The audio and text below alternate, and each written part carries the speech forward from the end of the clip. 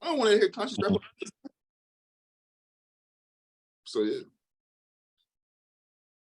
All right. I'm gonna kick off the episode and like Don, I'm gonna shout you out first, but y'all should be able to follow along. So let's go. What is up, y'all? It's Grant with the other episode of the Groovy Files. Today I got my main man Don with me.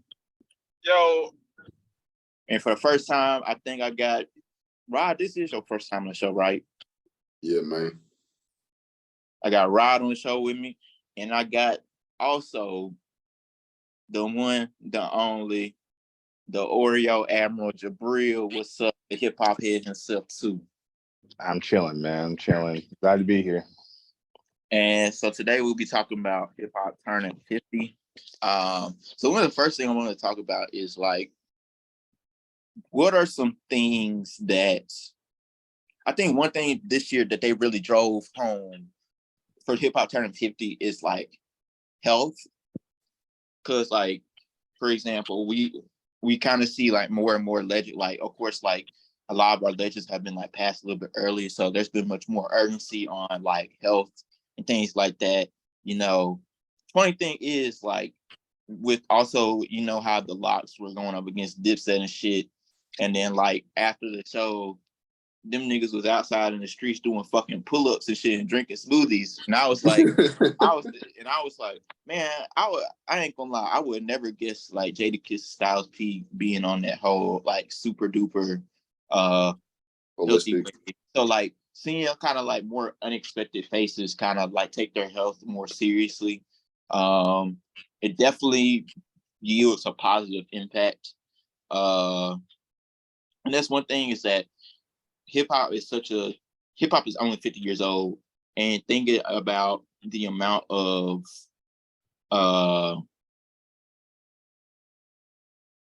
legends that we kind of seen go due to health concerns so early is pretty sad. So I'm kind of glad that we're all having a more, or Black people, not even just like hip hop, but like Black people as a whole are taking their health more seriously. Right. I agree. Yeah, I agree as well. I think we're getting to a turning point in like Black health.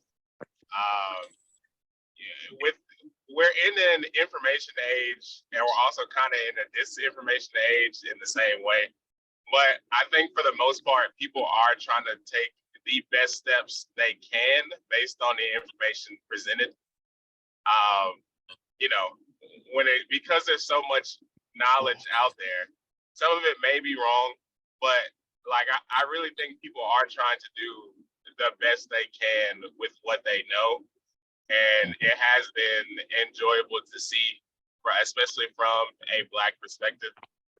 Just because for a multitude of reasons, our life expectancy is not as high as the average person due to internal and external factors.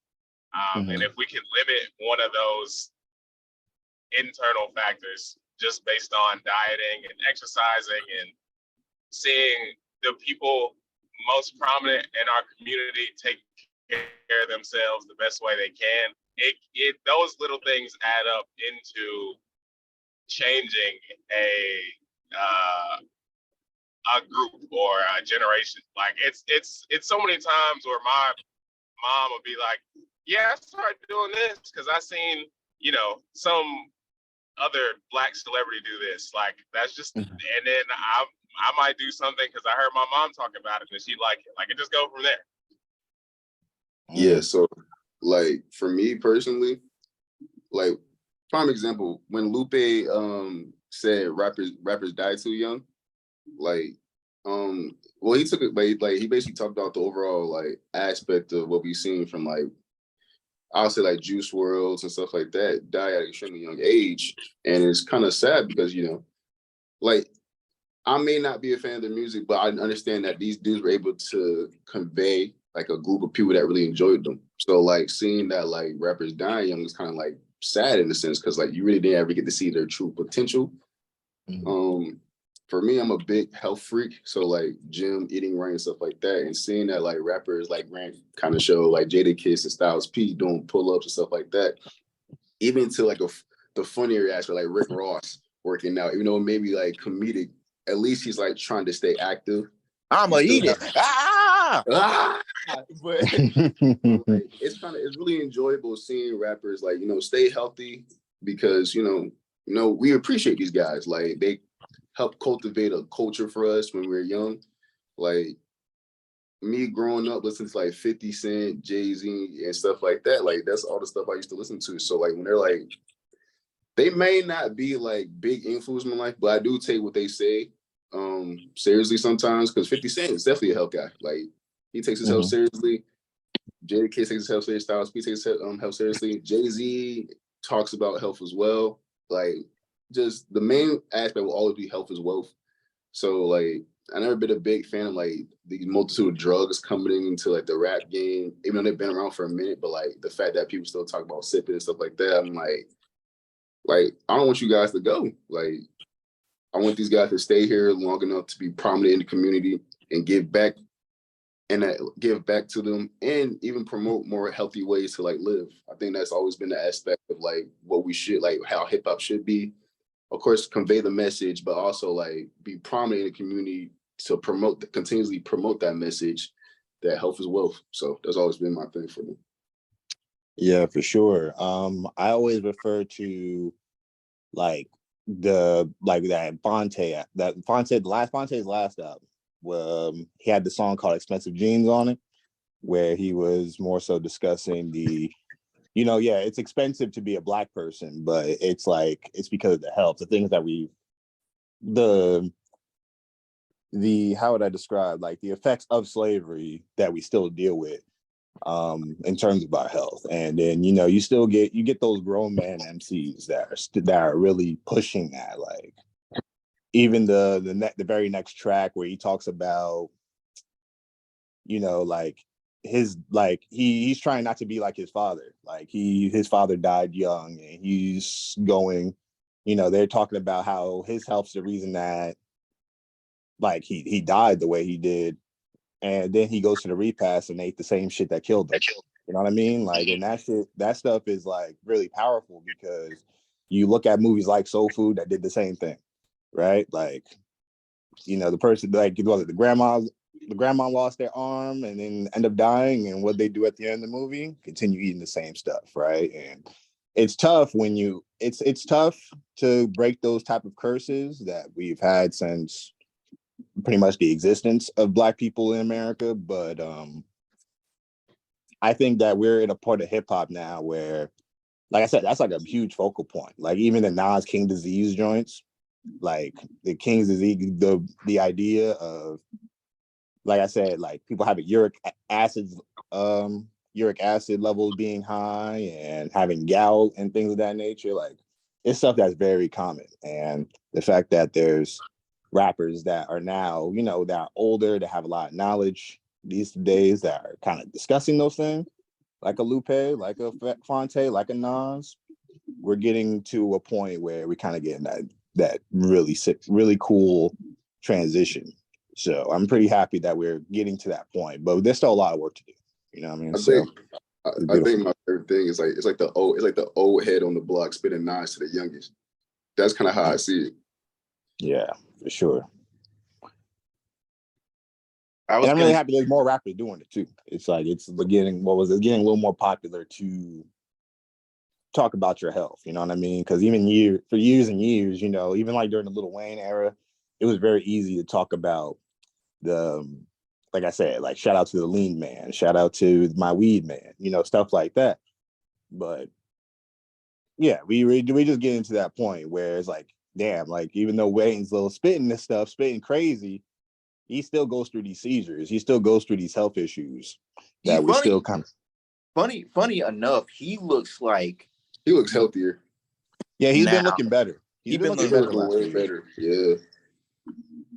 But I was gonna say that kind of reminds me of like the bar on Mr. Morale, Worldwide Steppers, when Kendrick was talking about, I'm killing my community with the food I'm feeding them at this like this. I don't think was it like a Christmas drive or something like that. But you kind of get what I'm saying, like Yeah. kind of like that self-awareness and like people kind of understand. Like I'm loving that people are kind of debunking or like at least not just full-blown pushing the anti-vax narrative, but also understanding like yes, you can still not eat like non-GMO stuff, everything like that, and then like still take vaccines and things like that nature. Like people like when people think holistic, I guess that's a term for it.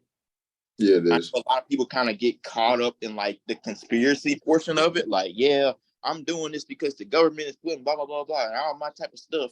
Versus people understanding like, yes, you can eat healthy and it be also be preventive, but like modern medicine is like here for a reason, and they both of them matter. Yeah, I think people, yeah, like you said, like Grant's beef with Dr. Sebi, but And no, fuck that nigga, man. but Hey man, drink the alkaline water, man. But yeah, like personally, like again, there's definitely holistic approaches to like taking care of your body. You got vitamins that are out there that are actually really helpful. It's just I think just in general, I think people should really take a deep dive more into really like exploring their health. Like there's nothing wrong with that, getting blood work done, seeing like what's like, prominent in your family history when it comes to like health. There's nothing wrong with that. So like seeing that like, you know, what we grew up on, like real drug, like I would say we kind of grew up in like a real drug heavy era a little bit. Like drug era, like the drug era rap has been around forever, but like it got crazier at a certain point. But like, and then seeing that like rappers go through withdrawals, stuff like that. I think G Herbo talked about his own. Like I was watching a video about him and his withdrawals, like what he went through, how he felt. He said he quit like cold turkey. Yeah, because like I remember him saying like I think it was one of his homeboys, like he took a pill, then like he didn't feel nothing. Then like an hour later, like 30 minutes later, he took another one. And his homeboy was like, bro, what are you doing? And like it's also having those people in your corner recognizing that, like, bro, you're slowly killing yourself. So it's like having, a good community plus doing the research, even though misinformation is still prominent, but it's always good to do your research no matter what. So that's always been the thing to do. Yeah, man, that lean and those type of stuff is like, I've heard that lean is like diet heroin at this point. Like it's like really just destroys your body. And I've heard watched interviews with like Schoolboy Q and Mac Miller and their times like kind of cutting it off.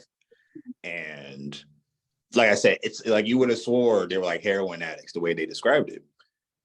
And it's like, yeah, like and to the point, like, like I think I remember back in 2011, 2012, where Schoolboy Q had that huge gut from from that. And then as he kicked it to the curb, right? You can see that, like I said, his love for golf and his love for all the like I said, all his active stuff. You can see that it really shows. Like even if he's doing all those active stuff, but if he's drinking lean, it's like counterproductive. It's not really gonna help. I think also too, because he has a daughter and like he wants to be there for his daughter. So like there's kind of like another component to it. It's like not leaving your family behind like that, especially when you can control the issue. Like what you said earlier, you can control that environment. So like seeing Schoolboy Q healthy as hell, I'm happy for him. He's always seemed like a great guy too. Like he's always has like a smile on his face. He never seems negative. He's always positive. And then like he just looks like a way healthier person ever since he dropped it. Like he looks like he gets up, just enjoys his day. But I'm gonna kind of cut it right there for the health topic because I did have some other stuff I wanted to reach out to. What are some ways that we think hip hop has evolved for the better throughout time? For me, it could be culture wise, it could be musically, it could be other type of stuff. Like I think I think we often use like influence as a form of as a way to kind of like slander somebody versus like giving rappers like props. Like it's not their, like, for example, I hear this a lot for like Lil Wayne or something like that. Be like, if the amount of rappers that you influence, like, yeah, like people are like, oh, his influence is bad and everything like that.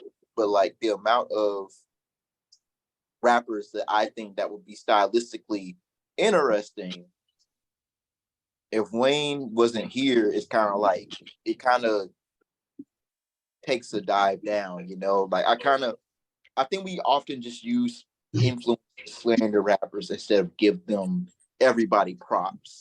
Of course, the evolution of beat making, like people used to only have a certain amount of sounds on like their sound machine, and now people can sample anything. Like I've seen somebody sample, like I've seen Monte Booker like sample somebody himself hitting glass and using that for a beat. Or there's just so many ways now to express yourself artistically, and things of that nature. I'm gonna let Down go first. I think I got something for that. What I was gonna say is, I think my favorite thing over the years of watching hip hop evolve, or like studying hip hop and its essence, is like the versatility that has displayed as things grew. My favorite reference to like older style rap is when Donald Glover was talking about it on the Weirdo special, and he was like, I went to the hat store and bought myself a hat. And like that shit was life-changing at the time, but now, you know, it's just so many different type of things that we have. I mean, we have Kendricks, and we have Sexy Reds, and we have Z Loopers, and we have Sabas, your Sminos, your No Name, your Larry Junes. Like, none of these people sound the same, and they bring so much to the table in their own ways. And it really just adds to the allure for me. Like I've been saying for a while that I really think hip hop is the most versatile genre.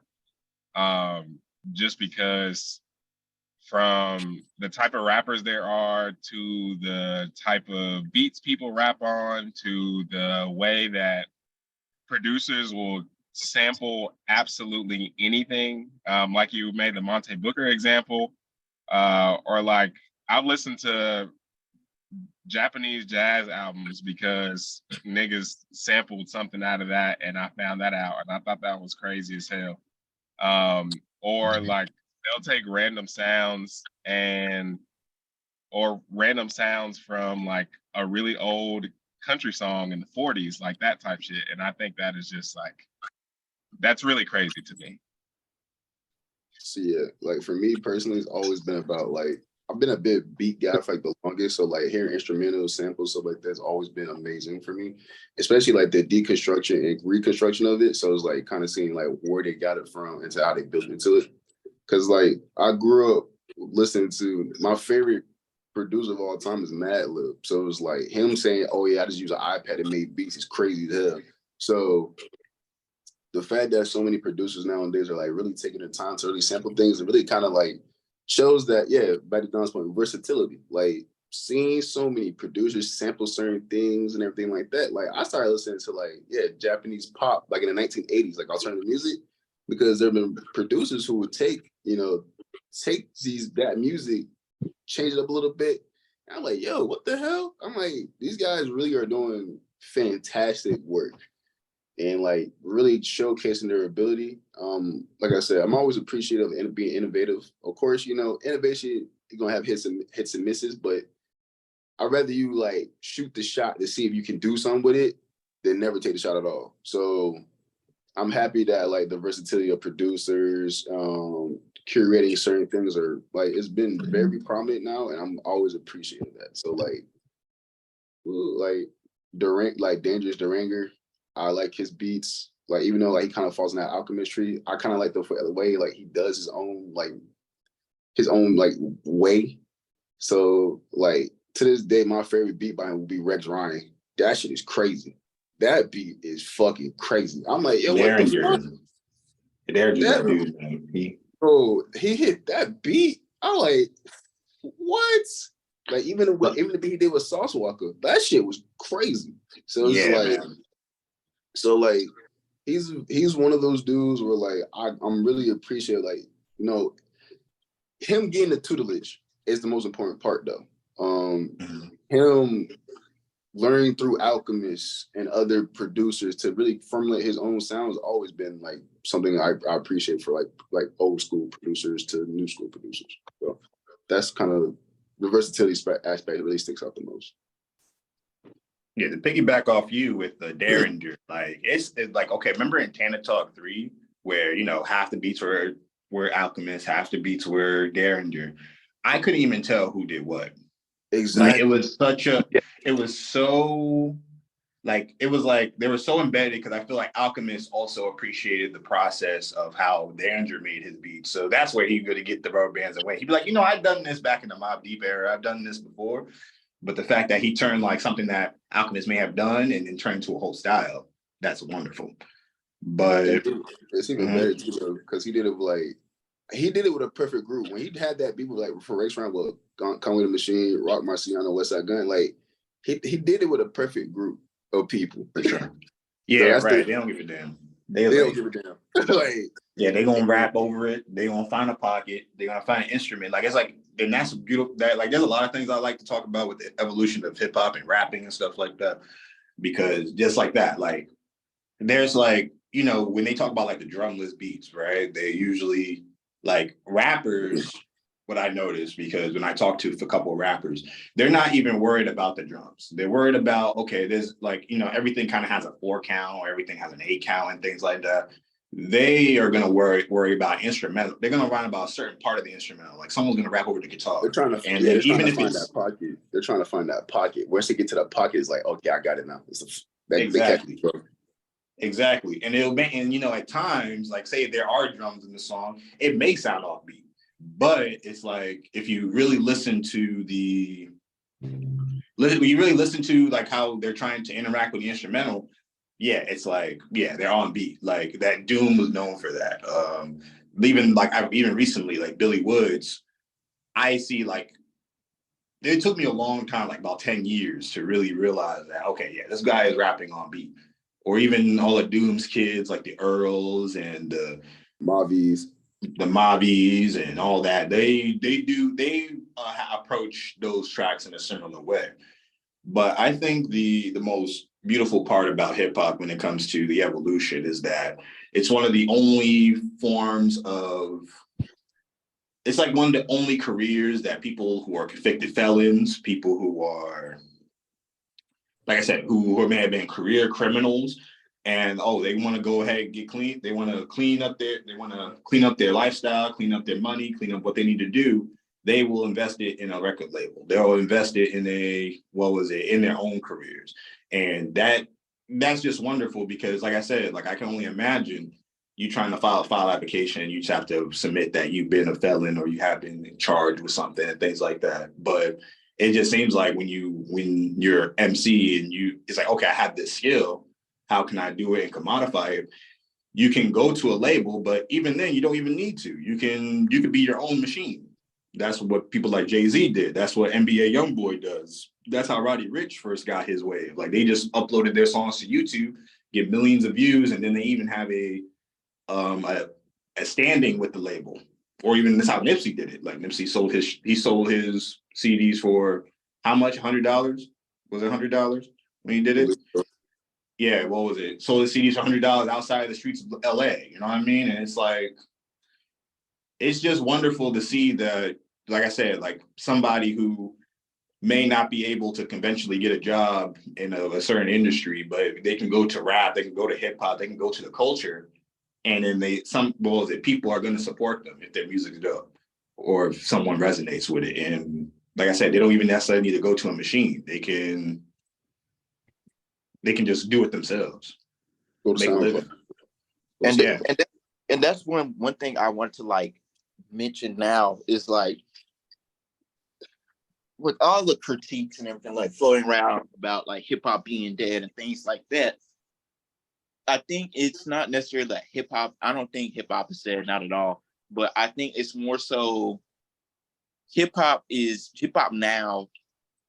It's more important to have a niche fan base now than it ever has been, because everybody if you're streaming, like somebody mentioned this like the other day, and it made me really think, like, the way the industry is working now is that the hit chasing can only take you so far, and people are always wondering, like, well, man, there's no new stars coming out, everything like that. Like, look at the game that y'all created. Like, it's not a coincidence that all the underground or like all the really niche guys are like doing a good job, and everybody that's like in these big mainstream spaces chasing hits is like struggling. Like, it is not a coincidence unless you're already an established superstar. Like, it seems like everybody knows the game. Like, Besides the mainstream people. Like, it's like, for instance, like the Mavis, like Mavi doesn't have to worry about like doing certain stuff. He has a niche fan base. He got people that come to his shows. Like, he may not have the biggest venue, but he knows his game. Like, for example, Navy Blue know his game. Like Billy Woods, like the Earl sweatshirts, the Bodie James, the Tony Snows, the so on and so, like these niche fan bases, or like these smaller rappers, they know how to navigate the game. Like the currency, like I say this, currency is the blueprint for anybody that isn't heavily mainstream, or like the Rock Marcianos. They are the blueprint. Like, that's what people don't understand. Like, okay, the industry worrying about, oh man, there's no new superstars. We're so worried, blah, blah, blah, blah. Y'all aren't in the fucking trenches, dude. Like, you're not, y'all expect, I know we talk about like parasocial relationships between artists and like artists and fans and shit like that. But at the same time, yes, I like to be able to connect with artists that I like. You're expecting to to pull a connection with a fan or like a listener. And this is what makes the difference between a listener and a fan. You're expecting that connection, but at the same time, all you're doing is, okay, I'll put out the song. I'm gonna do the same market tap that everybody doing. I'm gonna put out the same exact thing every single time, or package the same way that everybody's doing. Like, it's not a coincidence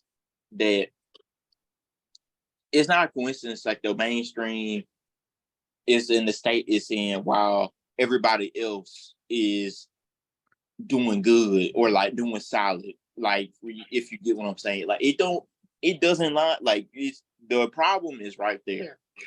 The way people are trying to navigate the music game right now, and I think it's gonna take a turn to where people are gonna start going back to the basics, or like the way people navigate is gonna completely take a U-turn. Because the thing is, streaming is such a slippery slope, because people are realizing that just because instant access isn't necessarily good in a sense for the artist. So people are kind of understand, like, okay, social media can't do all the work for me. I'm gonna have to put in some sort of work to connect with my fans and things of that nature. So I feel like saying hip hop is dead is just a very I feel like it's a very, I'm gonna say it, like, I feel it's a gas take, but also the way people are like the mainstream artists are navigating, it's just gonna have to change, and with that, the quality will rise again. Yeah, so you made excellent points, but it's also because people only focus on mainstream. Though I think that's always been like the reason why people say hip hop is dead, because they always focus on mainstream. Like, I think that's just a very horrible point to make, saying that hip hop is dead, because like you mentioned, the rise of Navy Blues, Mavis, even though you still got currencies going, Rock Marciano, like these guys have a lane that they successfully promoted themselves in and continue to like have these fans because they found their sound and they don't do the same thing as others. I feel like mainstream rap has taken a step back in regards to promoting one's artist while not really like formulating a game plan for yourself. Like a lot of these dudes, yeah, it's like monkey see, monkey do. That's been the case for a little minute. Like none of these dudes want to like stand out with themselves. Like they always want to figure out That's like, why oh yeah. That's why I keep saying like more these mainstream dudes got more like before when we were growing up during like the blog era, like I could tell you like, okay, these niggas are like fans of this legit artist. Now it's kind of like, yeah, I have like they have listeners. Everybody is kind of trying to get the same listener. Like outside of maybe like I say like Young Boy, to me, for me, I'm a little baby listener. I'm a Gunna listener. I'm not a fan of them or like I'm not going to. This is what I say. Like if you would go to somebody's show or you would buy their merch, I would call you. That's what I think makes a fan. Or like if you have to contemplate I see what buying, you're saying. if you have to contemplate buying something from an artist, that's what I said. What make you a fan? Like I feel like I'm not saying that's the end all be all, but I feel like that's a good quote unquote litmus test to an extent. Like There's for example, facts that you play in it that make it like saying, okay, are you really a listener or a fan? Like me, I'm a fan of Vince Staples. I've been a fan of Vince Staples. Y'all, Grant knew me for the longest. Me being a fan of Vince Staples since the Larry Fishman tape, aka Mac Miller tape he had. Mm-hmm. Like I've been a fan of Vince Staples because I always listen to his music. I buy his merch. I'm always ready for him to drop something new. Like even like the leaks, even like the posse cuts, like stuff like that. Like the deep cuts, he did everything like for me to be a fan. I'm always gonna be pushing like Vince Staples propaganda because like to me, like he was able to make himself so prominent and good in his lane without having to do the most to get people to listen to him. And like him being able to rap with Earl, him rapping on that track with Common and Jay Electronica, like he really set himself apart.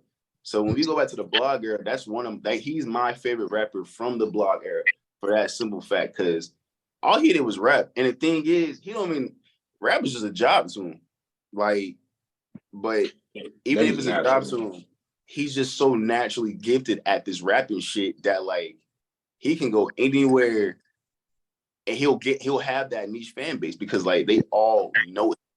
Like that's why like it's important to be able to create your own masterpiece and not let other people or follow other people's steps.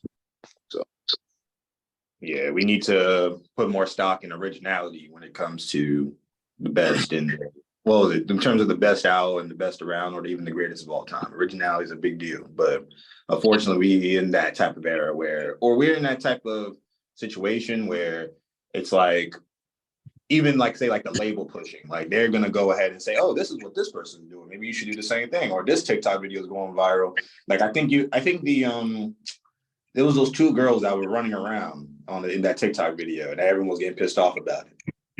Right? They like I respected the fact that this was an original concept that they're gonna do and they're gonna continue doing. But then I saw like another person like start doing it, and another person started doing it, another person. I'm like, yeah, this is where it gets kind of corny. You should try to find your own niche, your own type of situation, because when look back at your career, they're gonna be like, well, this person didn't really innovate anything. This man just copied what everyone else was doing and then just throw it out, right? So it's we need to put more stock in originality for sure. I feel like when people say copy, I hate the word copy in this sense because this is where I think the word influence can be used. Like the girls doing like the running through the mall, all that type of stuff. I had no issue with it, to be honest with you. Like it may not be my thing, I prefer it, but like this ain't the first time I seen it. Like they had to see that somewhere to do that. So they were influenced by something to do that, and regardless if people don't like it or not, you can tell at least they did. That's like they did some research. Like they did some research in hip hop. Here's like the thing, like influence is like one thing, but also people, what makes like the rappers great or like new rappers original is you could take something from a rapper that you like, but if you mix your own style in, nobody really gonna know unless they're fans of the genre. Like for example, like I'm gonna use this Kendrick Lamar for example. I know in To Pimp a Butterfly there was a ton of Andre 3000 influence, but do I think he sound like Andre 3000? No. Hell no.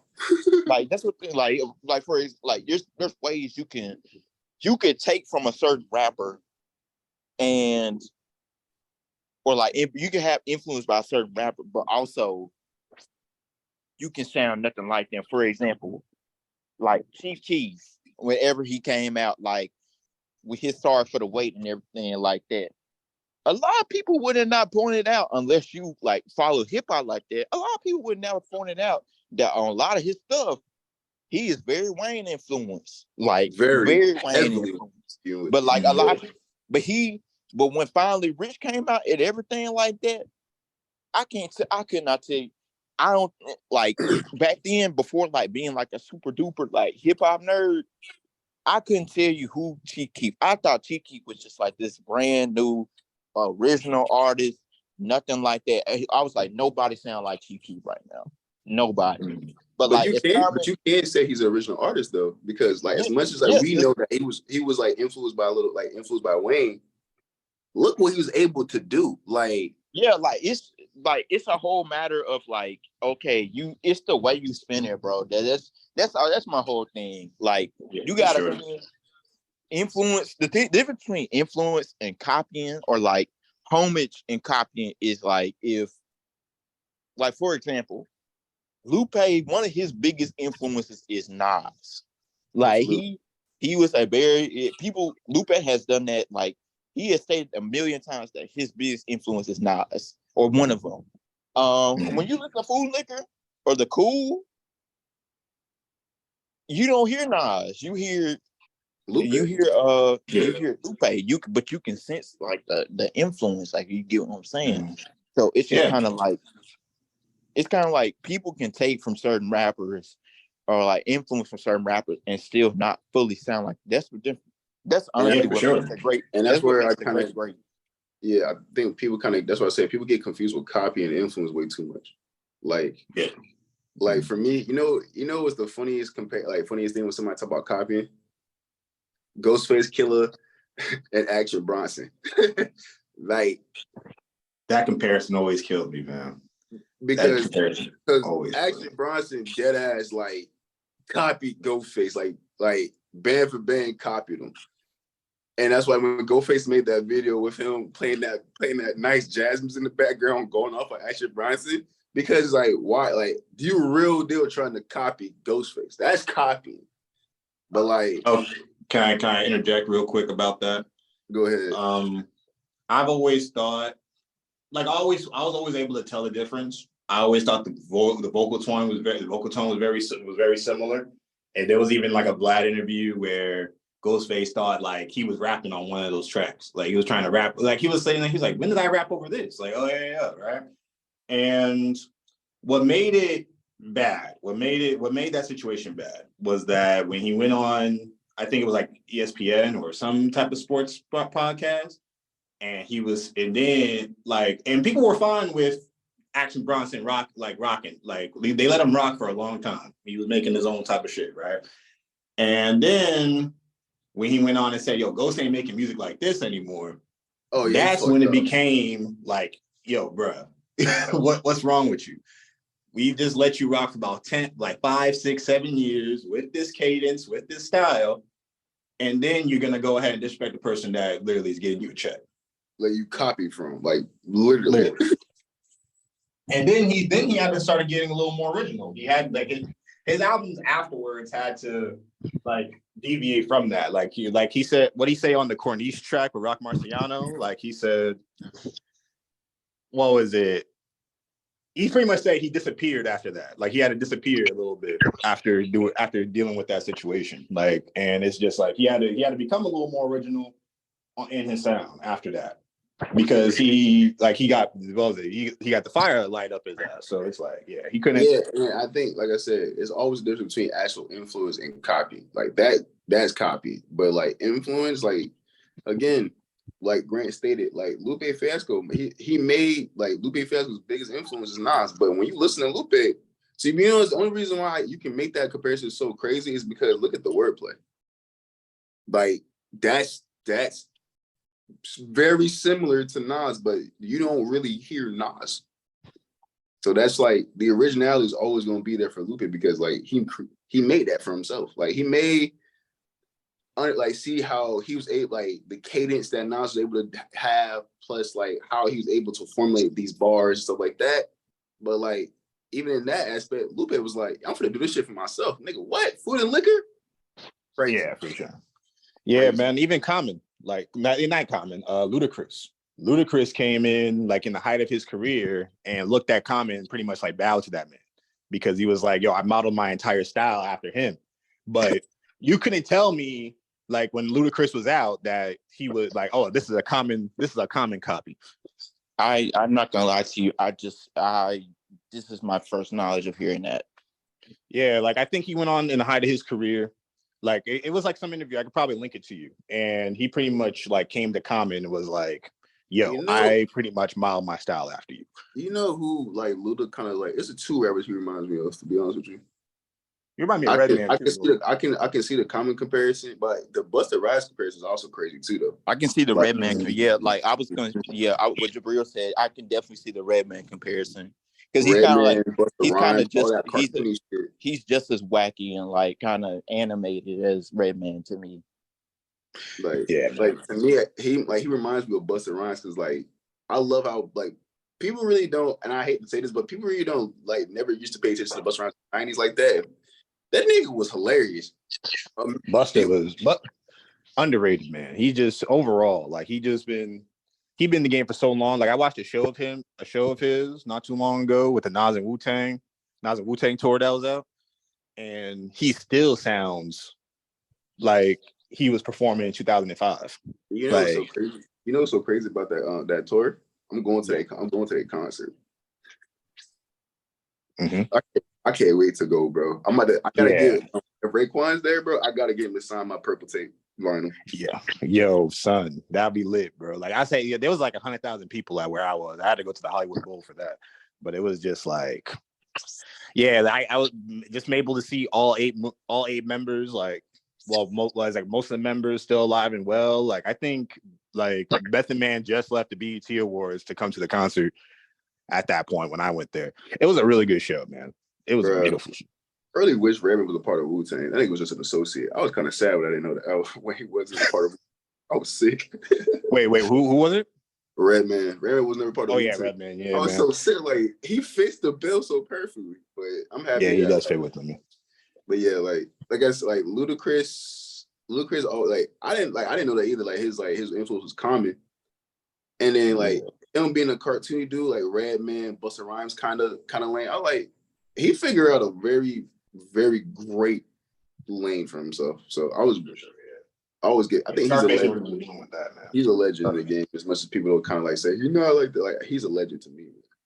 Yeah, he is for sure. He can drop a verse. He can drop a verse on Instagram right now, and people are going to be talking about it. You know what I mean? So. Yeah, like what was it? Ludacris. Yeah, shout out to Ludacris, man. He's also another one that did a really good transition, like in LL. Like he really got into the movie, got into his bag, got into a really good bag for himself. And he's influenced, and he's music wise, I would say he's influenced. Honestly, now that we're actually talking about him being like a product for like LL, Busta, and like Redman is actually like pretty spot on. Yeah, pretty much. I got Redman from him when I first heard him, but when I saw that video of him talking about how influential Common was, I was like, yeah, I would never have guessed that. Man, what we like, that's what I'm saying. Like influence like that is very vital. Like Ludacris saying like the combination of him, Redman, like a Busta and Common, it's kind of crazy. And the thing is, he did it where the South was like really going crazy. Like that was the best part about it. Like that transition in Southern rap, oh my God, that was crazy. What? Yeah, man. We got to give Scarface a lot of credit for that, man. Because he Shout out really, to man, and Juvenile too, man. Shit crazy. yeah, right. But Like, I'm go ahead. gonna go ahead and cut the episode there. We appreciate you guys for pulling up. We'll be back with another episode sometime soon. I know this one took a little bit longer than it usually does, but I promise after this we'll kind of speed up the drop time for them. But we appreciate y'all for pulling up. We out. Peace out. Of course. Peace, my guy. Peace.